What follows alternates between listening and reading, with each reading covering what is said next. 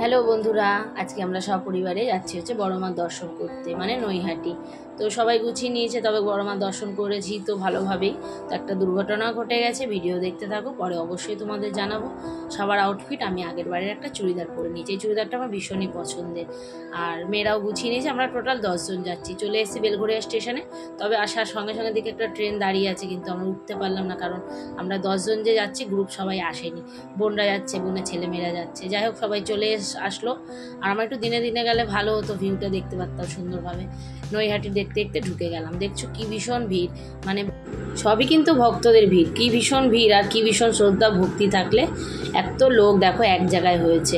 তো মায়ের মন্দিরে যাওয়ার আগে, মানে বড় মার কাছে দর্শন করতে যাওয়ার আগে একটা প্যান্ডেল বললো, সেটা দেখে নিলাম। প্রত্যেকবার কিন্তু আমরা ডাইরেক্ট বড় মার কাছে ঢুকি, তো এই প্যান্ডেলগুলো স্কিপ করা হয়ে যায় অ্যাকচুয়ালি। তো দেখাও হয়ে গেল, ভীষণ সুন্দর করেছে জানো তো, পুরো লোহা লক্কর ওপর ফড়িংটাকে বানিয়েছে দেখো হেলিকপ্টারের মতো। তারপরে পুরনো সেই মানে স্ট্যান্ড ফ্যানের যে রিংগুলো, সেই সব দিয়ে প্রত্যেকটা জিনিস সুন্দর করে কারুকার্য করেছে। আর সবই দেখো শিল্পীদের হাতের কাজ, মানে আমাদের যে এত সুন্দর জিনিস তুলে ধরছে আমাদের চোখের সৌন্দর্য করার জন্য, মানে দেখার জন্য, এটা সবই শিল্পীদের। তো মায়ের মূর্তিটাও দেখো অপূর্ব, ভিন্ন ভিন্ন রূপ আছে কিন্তু মায়ের মূর্তির। তো আমার ঠিক জানা নেই, তোমাদের যদি জানা থাকে আমাকে অবশ্যই কিন্তু কমেন্ট করে জানিও।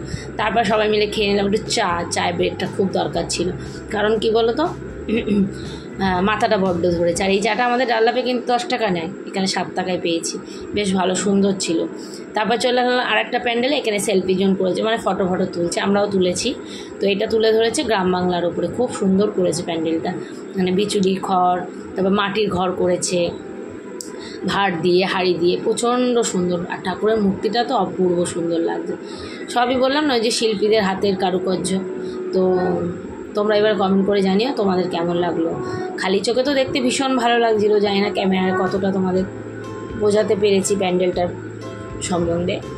যাই হোক, সবাই তো বেশ ফটোও তুলছে, ভিডিও করছে। এখানে একটা শিবলিঙ্গ রাখা, যেটা হচ্ছে থার্মোকলে মনে হয়, আমি হাত দিয়ে দেখিনি জানো তো বন্ধুরা।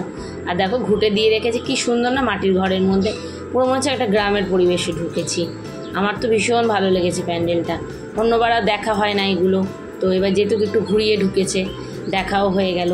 তো তারপর একটু এখান থেকে যাচ্ছিলাম, ফুচকাটা অপূর্ব সুন্দর গন্ধ বেরাচ্ছিল, আমরা সহ্য না করতে পেরে খেয়ে নিলাম। তো আমার হাতটাও দেখেছো কেটে গেছে, ব্যারিকেড পার হয়ে ঢুকতে, রুমাল বেঁধে রেখেছি। আর কি ভীষণ যে ভিড়, তোমরা তো দেখতে পাচ্ছ, গরম লাগছে, ভাগ্যিস পাখাটা এনেছিলাম। আর দেখো একটা বিষয় ভীষণ খারাপ লেগেছে, এত ভিড়ের মধ্যে কেউ দোকানদারি করতে পারছে না, সবাই মোটামুটি অসহায়ের মতো বসে আছে দেখো গুটিয়ে। এত যদি লোক যায় পাশ থেকে, কেউ দোকানদারি করতে পারে বলো না? ভীষণ বাজে সিস্টেম করেছে, আমি তো বলবো এটা। অসহায়ের মতো বসে আছে, তারা কত আর ইনকাম করে এইসব বিক্রি করে বলো? তাদের কাছে কিন্তু পুজো কমিটি কিন্তু হিউজ একটা টাকা নেয় আমার মনে হয়। চলে আসলাম দেখতে দেখতে বড় মায়ের কাছে। এই যে প্রথমে বলেছিলাম একটা দুর্ঘটনা ঘটেছিল, আমি বড় মায়ের দর্শন করে মায়ের মন্দিরে পুজো যেহেতু দিতে পারিনি, প্রণামী বাক্সে টাকা দেবো বলে টাকা বার করতে গিয়ে দেখছি আমার ব্যাগটা রীতিমতো ছিনতাই করে আবার চেন লাগিয়ে দিয়েছে।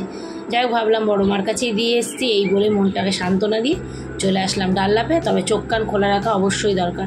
কিছু খাবার অর্ডার করে খেয়ে নিলাম। আজকের ভিডিওটা এখানেই শেষ করলাম, টাটা।